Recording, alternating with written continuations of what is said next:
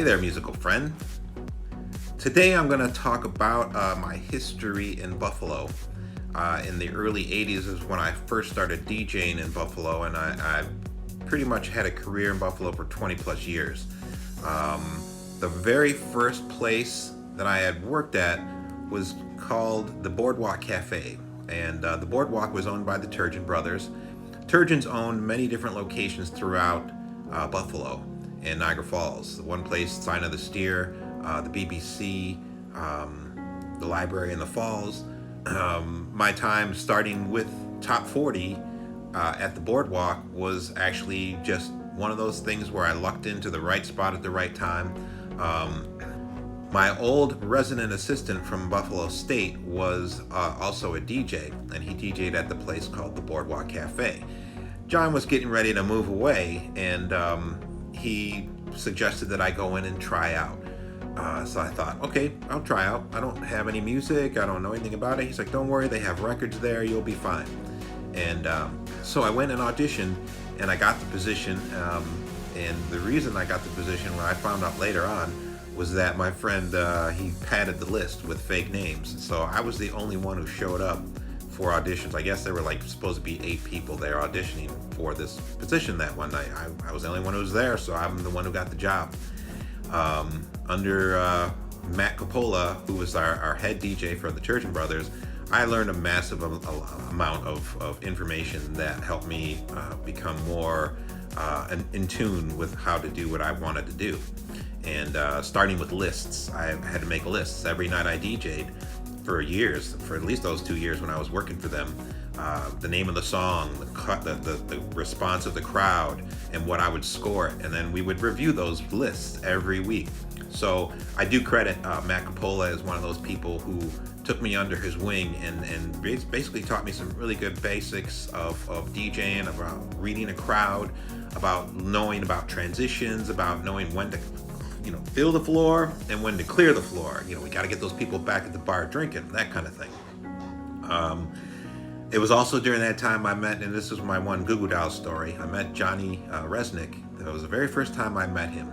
One of our people in the kitchen came running up to the DJ booth one night. I was there doing some work in the afternoon, I think it was. And he goes, "Oh, you got to come meet this new dishwasher we just hired. This guy's got all this wild, crazy, spiky hair, punk rocker." So I was like, "Oh, okay, cool." So I get back in the kitchen. I'm talking with John, and I think John must have been just 16 at the time. Maybe 17, and he was asking me if he would be able to bring his guitar in to play for an open mic that we had every Tuesday night. And I said, "Yeah, sure, yeah, bring it in." And I'm like looking at my friends going "This is going to be interesting." So he comes in on the Tuesday night, brings his guitar in, and a couple people had already performed everything, and John looks over and I'm like, "Yeah, you're up now." So we're all sitting around with bated breath to see what was going to be coming out of this young character that we had just hired there. Well, he brings his guitar, sits it up, and starts playing. I'm like, "Oh, he's playing a pretty good song there."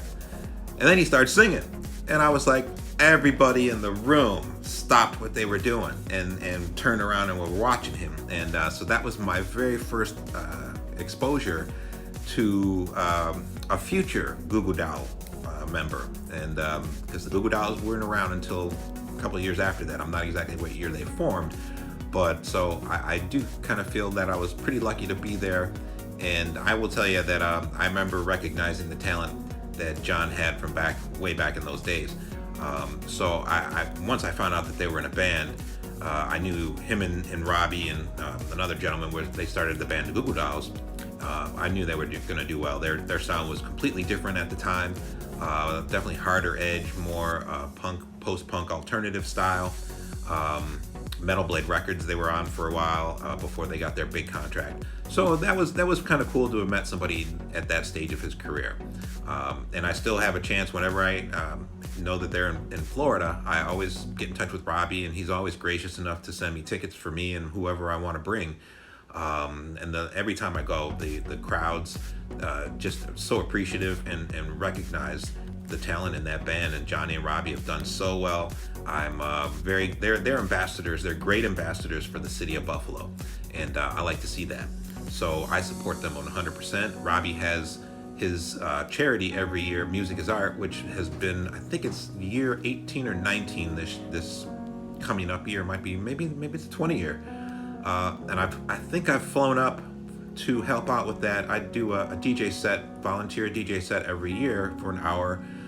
I think I've been flying up there for about 14 years, from back when they first started doing it on the grounds of, well, the very first one I remember him doing was at the Allendale Theater, and that was during an Allentown festival. And I thought, how is anybody going to go and they're going to pay money to go into this little theater in the middle of this big festival to watch these bands?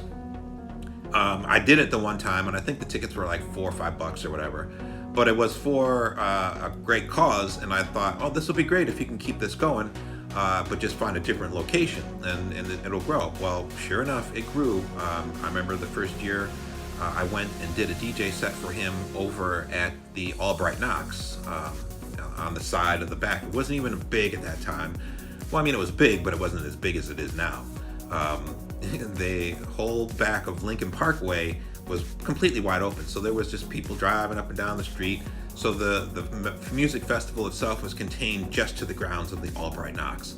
I remember the year when it expanded, and Robbie said, hey, we're going to take over Delaware Park, and it expanded across Lincoln Parkway. They ended up blocking off Lincoln Parkway, and it just started growing, and stage set over here and stage over there. It's just one of those great events. It's my vacation. When I go back home, I have no problem flying back to Buffalo in September for Robbie's charity. It's a great cause that helps raise money and awareness and gets instruments into the hands of young adults. So keeps them out of trouble. And a lot of these young adults don't have the money available to afford to get lessons, to do these type of things. So I really think that is a great way to bring people into music and be exposed to different types of music, because the bands that play at Music is Art now are across the board. Performance artists, the DJs, the different visual artists that you can see at any of these events. That's really what makes it worthwhile to go back and support this great event. So I'm keeping my fingers crossed, because I've only missed, since I started DJing, I think I've only missed 2 of them. Unfortunately, one year was when I had an opportunity and I could not make it for some reason, but Lance Diamond had passed away, and I remember every time I'd go up to Music is Art, one of the highlights was me connecting with my old buddy Lance. Lance and I used to, at a point in time I lived in Buffalo, I would do my laundry at this one little facility on Hodge, or not Hodge, I can't remember what street it was called. The same restaurant, but Buffalo Rome was on that street, and it was right across the street from Buffalo Rome. And I called it the Rock and Roll Laundry, because Lance did his laundry there, Ani DeFranco did her laundry there. So it was kind of a nice little place to run into people that, you the last time you'd expect to see them would be washing their clothes. So that was a lot of fun experiences there. But I'm hoping that Robbie can get the Music is Art, and I'm hoping the COVID really agrees with us and people get inoculated, and hopefully this COVID thing will go away, because last year I know the virtual Music is Art was pretty successful, a lot of views, but be there in person is really what it's all about. So I'm hoping that this year, 2021 in September, that we'll be able to move forward with another live in person. I don't care if we even have to wear masks. I'll wear 5 masks if I have to at the same time. I'll come with a breather. I'll get an oxygen tank and walk around. But that's really the highlight. It's a homecoming for me. I see a lot of my friends from Buffalo State, and from after that, just over the years that I've met people who are still living in Buffalo, and it's a great city. The food, the entertainment, the booze. I remember moving to Buffalo, and I found out that their bars stayed open till 4 a.m. I was like, 4 a.m.? Who's going to stay up that long drinking? Well, when I started drinking and going to college, I understood exactly what 4 a.m. meant, so that was a good thing. So I'm going to continue on with this series, and I'll talk about different places as well.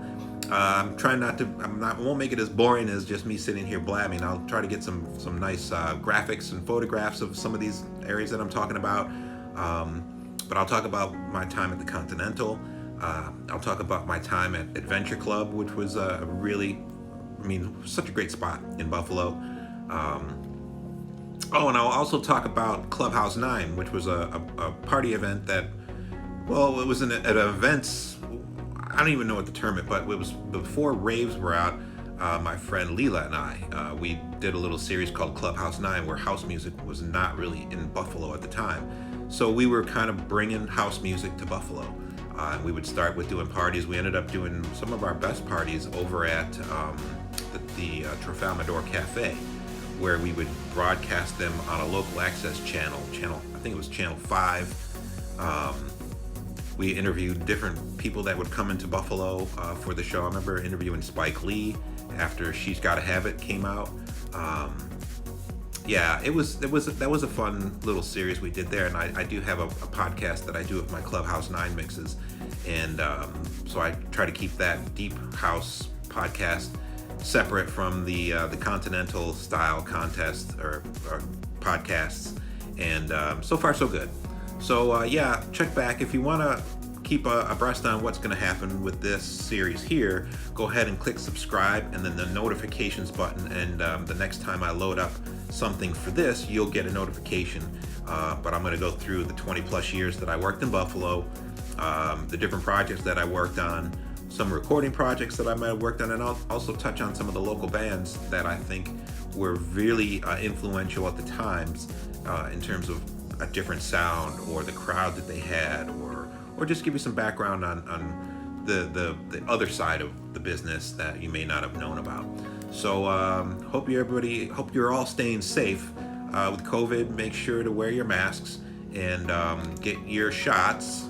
I have yet to get my shots, but I'm going to be up for that well, pretty soon. I'm going to check on the listing and see, and I believe I can get them at my local Publix, but I have to double check and see. So yeah, so I look forward to seeing you again, and I hope you look forward to seeing me again. And until next time, peace.